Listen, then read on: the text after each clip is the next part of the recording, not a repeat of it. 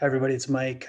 Wednesday evening with a debrief from today's discussion on intellectual well-being, part of the series I'm doing this week during Well-Being Week in Law. So we had a great group today at lunch.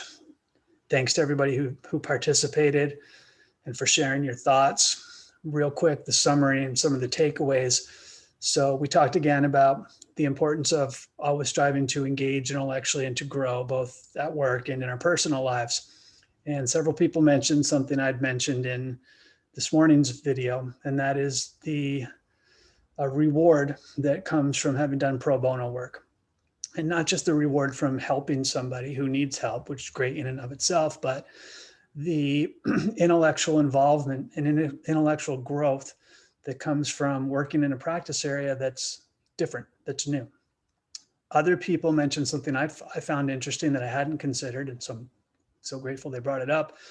And that was sort of the board work in an area that relates to the law but isn't the law. So for instance, a lawyer who participated today mentioned having been on a school board, and the lawyer doesn't do school law, but became exposed to school law and other issues related to school law, and found that intellectually rewarding, challenging, and a way to grow.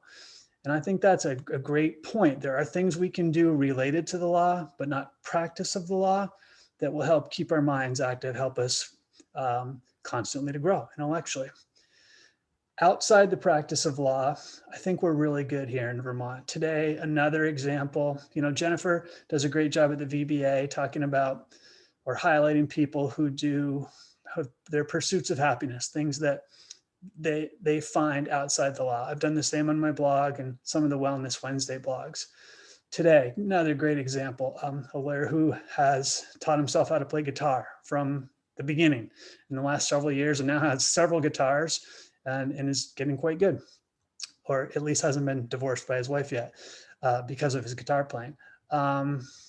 Another today who is on, I think, her 110th consecutive day of taking French lessons.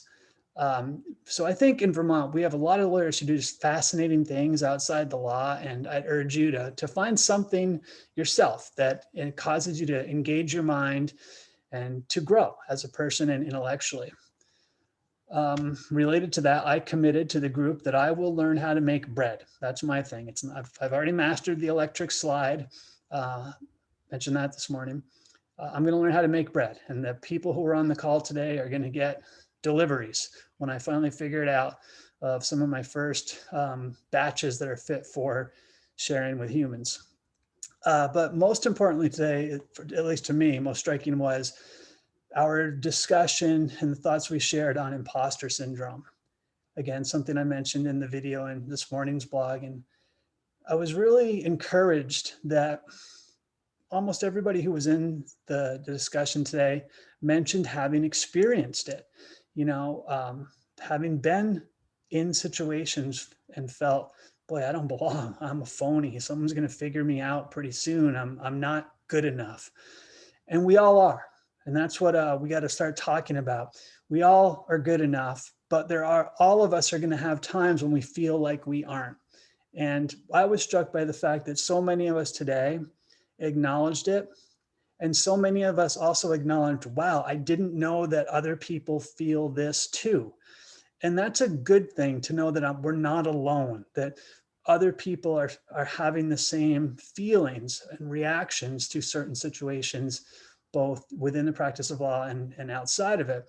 So just know that if you are struggling with thoughts that you don't belong, you're not alone. And the person who appears at the other counsel table or across the table in a negotiation, who you think or perceive to be much more confident and with it than you, odds are they're having the exact same thoughts as you. They're wondering if you are going to expose them for not belonging. And in the end, we all belong. None of us are imposters. We all belong here working together in Vermont. So thanks for everybody who joined today.